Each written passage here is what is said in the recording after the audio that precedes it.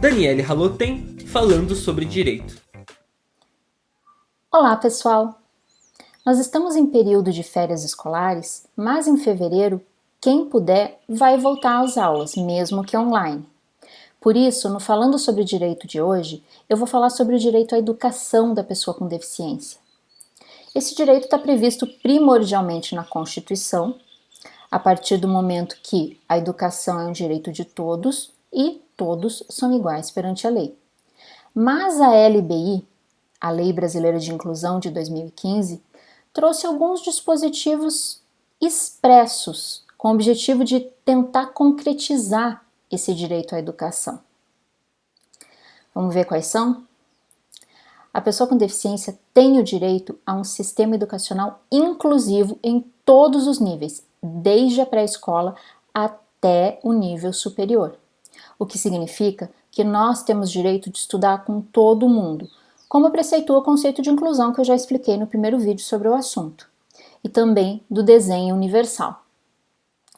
Só que o ano passado, em 2020, o governo federal tentou editar um decreto que permitisse que as pessoas com deficiência estudassem em lugares separados, em escolas especializadas, permitindo que pudesse até haver uma rejeição dessas pessoas nas escolas regulares. O STF sabiamente e rapidamente declarou inconstitucional esse decreto, então nós temos sim o direito de estudar com todo mundo, sim. Também porque preceitua a nossa Constituição, na medida em que ela segue a Convenção Internacional dos Direitos da Pessoa com Deficiência. E o que seria uma educação inclusiva? Bom, tem que ter acessibilidade para todo mundo, desde os estudantes com deficiência até os profissionais que trabalham naquela escola. Então, se você tiver um professor com alguma deficiência, como eu tenho, a instituição também tem que proporcionar um ambiente inclusivo para essa pessoa e, se for o caso, adaptações. E essa acessibilidade, ela começa desde o momento que você vai prestar a prova para entrar naquele instituto de ensino. O edital, ele tem que ser traduzido para Libras para que o surdo também tenha conhecimento total do conteúdo daquele edital, para que ele possa saber quais são as regras. As provas e as avaliações acadêmicas também, não só as provas de ingresso, mas as avaliações, atividades acadêmicas, também têm que ser acessíveis, seja em braille, seja no computador, o que for. E a pessoa com deficiência também tem direito a tempo adicional. Porque imagine no meu caso, por exemplo, eu demoro mais para ler um texto em braille, que o braille ele é mais extenso, ou eu também demoro mais para ouvir um texto no computador do que uma pessoa que está lendo com os olhos. Então, por isso, eu preciso de tempo adicional. E a lei também explicita que as avaliações das pessoas com deficiência devem levar em conta a sua capacidade linguística. O que isso significa? Que nem todo surdo, por exemplo, um exemplo do surdo, nem todo surdo consegue entender plenamente um texto escrito. Lembrando que muitos têm como a sua linguagem primeira a Libras, que é a linguagem brasileira de sinais. Tá?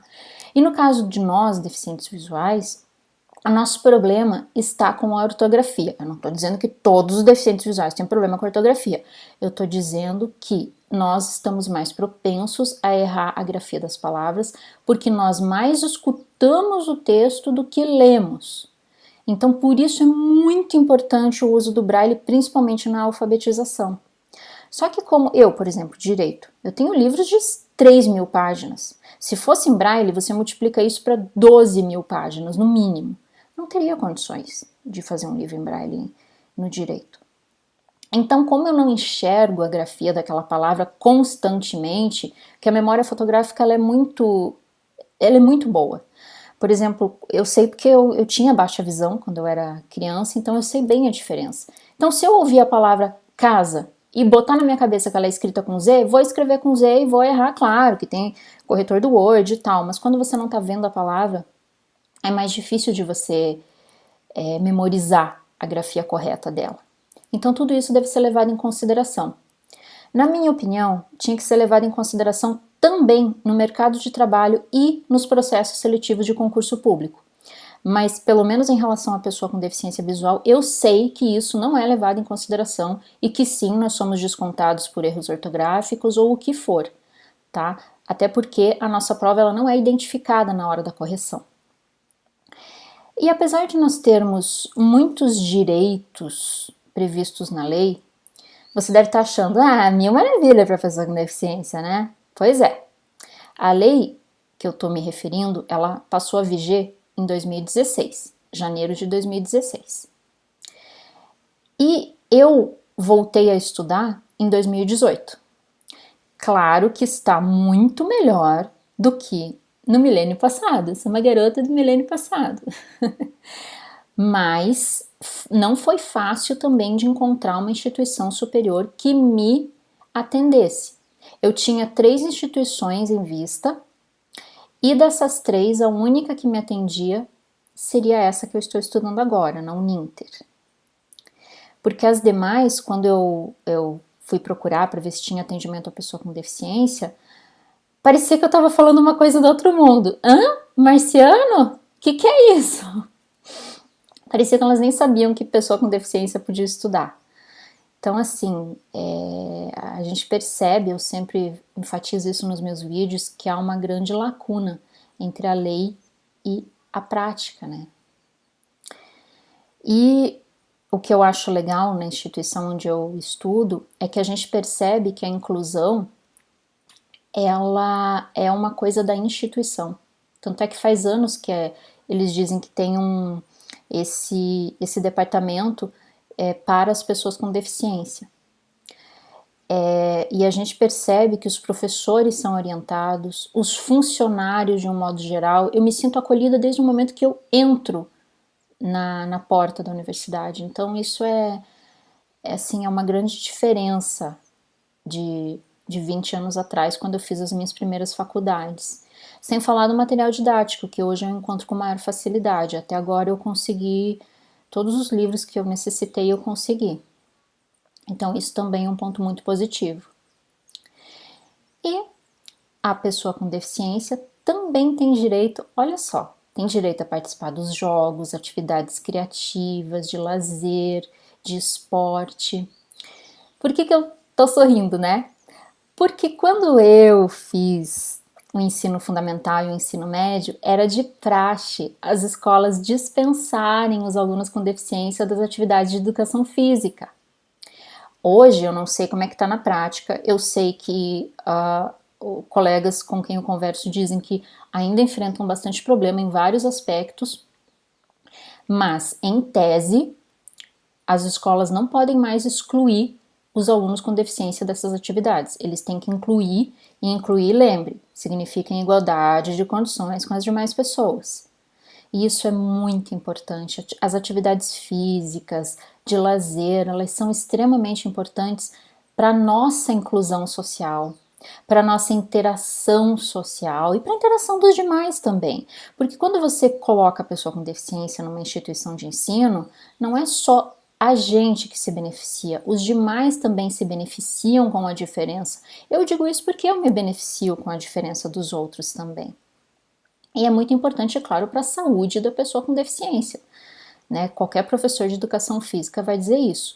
E eu percebo que isso está mudando um pouco. Eu tenho uma professora de hidro e de natação que ela me inclui, sabe? Ela coloca aqueles macarrões para não me bater quando eu tô indo de uma borda a outra da piscina, sabe? Então os professores, eu sempre pude contar com os meus professores, principalmente do ensino fundamental e do ensino médio, né? A boa vontade, eu acredito que ela é tudo, né?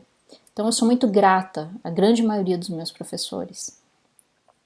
E, assim, no mundo ideal, que eu sempre disse, assim, eu acho que o ideal seria que todos os jogos assim do mercado, claro, dentro da sua possibilidade, que eles fossem já produzidos de fábrica com acessibilidade, porque assim todo mundo podia jogar junto e claro que sairia mais barato, porque eles seriam produzidos em escala. Porque o que que acontece? Tudo que é relativo à pessoa com deficiência acaba saindo mais caro, o que encarece o nosso custo de vida. Uma amiga me falou esses dias que ela viu um baralho em braille aqui no Brasil para comprar por R$ 60. Então já imaginou se todo baralho já viesse com braille? Já seria muito mais barato pra gente, né? E já não teria que ter o meu, né? Porque quando eu saio, eu sempre levo meu baralho. Quando eu saio em festas, assim, que eu sei que o pessoal vai jogar tal. Porque eu sei que eu vou querer jogar tal.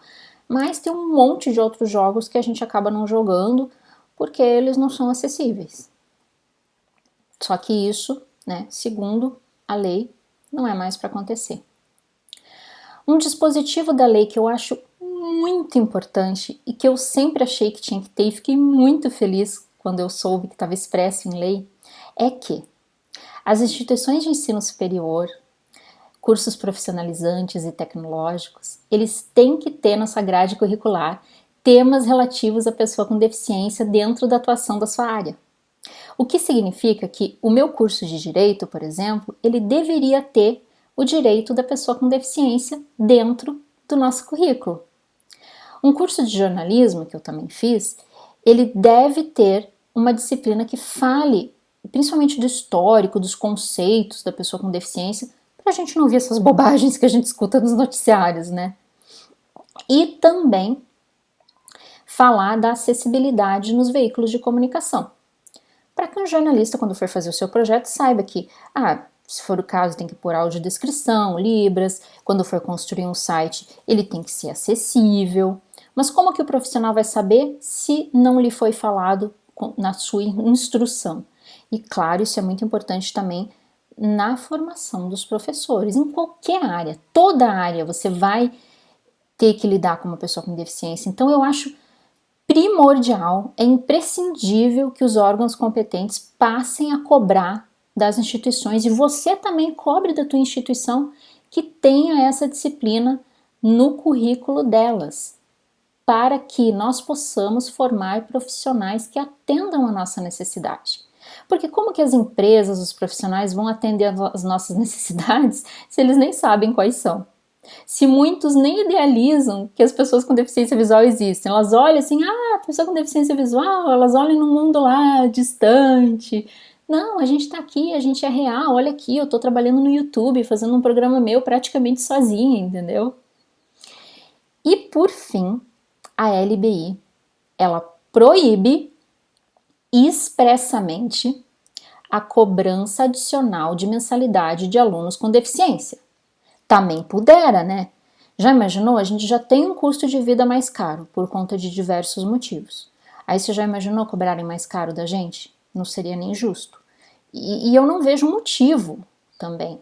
Porque se você vai construir um prédio, tanto faz você construir com rampa ou com escada. Só que com rampa você vai atender a todos e ainda vai minimizar acidentes, principalmente com crianças. Um dia eu fui visitar um colégio quando era criança, que eles queriam fazer propaganda e tal do colégio. Isso 30 anos atrás, todo com rampa, assim. A gente percebia as crianças correndo com muito mais segurança, né? E eu, por exemplo, você já imaginou se a Uninter fosse me cobrar mais? Por quê? Porque o professor me fala o que está escrito no quadro? Porque eu peço para o professor fazer um material acessível para mim? O que é material acessível para mim? Eu não posso ler figura. Por exemplo, não adianta você me dar figura para eu ler que nenhum software lê texto que está dentro em figura. Então, quando eles forem escanear material, eles têm que escanear assim como se fosse texto. Só que nem todos acho que sabem disso, recebem orientação em relação a isso especificamente, né? E daí o setor lá da minha faculdade tem que converter o material. Mas é uma coisa, vamos combinar que é fácil de resolver. Você vai me cobrar mais por isso? Sem falar que a inclusão ela é uma responsabilidade de todos. É a responsabilidade minha em me adaptar, responsabilidade das pessoas, viu, colega das pessoas com deficiência, você também é responsável, viu? É responsabilidade dos profissionais, das empresas, das instituições de ensino, do governo. Então não dá mais para não ser inclusivo no mundo de hoje. A gente está numa mudança de paradigma onde a inclusão é uma estrada sem volta. Tem retrocessos às vezes? Tem, infelizmente. mas é uma estrada sem volta. Então, quem não se adaptar a esse novo modelo de inclusão está fora desse paradigma, está fora da casinha, digamos assim, fora do quadrado. E é por isso que todo mundo tem que se adaptar, tem que haver a inclusão. E eu percebo hoje, na minha faculdade, que a inclusão, ela beneficia, bom, isso sempre, né? Eu sempre falo, mas eu posso mostrar na prática para você, que a inclusão, ela beneficia a todos, porque lá no setor onde eu vou fazer as provas, às vezes, que é um setor que atende as pessoas com deficiência, eu não encontro só pessoas com deficiência. Na verdade, hoje só tem um colega meu que ele tem uma deficiência física, então ele precisa de alguém que escreva a prova para ele, né? Mas as outras pessoas que eu encontro, elas não têm uma deficiência explícita como a gente, elas têm às vezes uma dificuldade, ou por algum acidente que sofreram e estão ali temporariamente com algum problema, ou então por causa de uma dificuldade específica que elas têm. Então a faculdade ela está atendendo também essas pessoas e eu percebo um momento de acolhimento. Isso é muito bom. Agora você acha que seria justo cobrar também dessas pessoas a mais? Daquele aluno que fica até dezembro, até Natal lá de recuperação, todo ano vai cobrar mais dele? Não tem sentido, né, gente? Cada um tem sua necessidade específica e todas têm que ser respeitadas e atendidas. Eu espero que você tenha gostado desse meu primeiro vídeo do ano e eu espero você no próximo vídeo. Deixa seu like se você gostou do vídeo, seu comentário para que eu possa ter um termômetro de como eu tô indo, tá? E acesse as minhas redes sociais para ficar ligado. Eu sempre aviso nas minhas redes sociais sobre quando eu vou publicar os vídeos. Normalmente são 2 por mês, que é o que eu consigo fazer, porque não pense que é chegar aqui, gravar e pronto. Eu fico pesquisando, vou ver se tem jurisprudência. Então, às vezes eu vou ver e eu digo, isso aqui é fácil, olha aqui. Eu vou olhar, tem que fazer um monte de pesquisa atrás. Só para vocês terem uma ideia, eu estou pesquisando desde o ano passado para fazer um vídeo para vocês sobre audiodescrição. Só que como não tem essa disciplina de pessoa com deficiência na faculdade de Direito, é muito difícil encontrar até ajuda nesse sentido. Você não tem um professor dessa matéria para perguntar. Você não tem bons livros. Por exemplo, até agora eu não encontrei um bom livro sobre a LBI. Então a gente acaba indo atrás das notícias, dos colegas advogados que têm deficiência, que também se esmeram e vão atrás. E de uma grande... Então saiba que por trás desses vídeos há uma grande pesquisa, jornalística até eu diria, para que eu possa trazer para você a informação mais precisa possível, tá bom? E claro, né, sempre passiva de erros, porque é como eu digo, eu sou cega, mas eu também erro. Até o próximo vídeo. Daniele Haloten falando sobre direito.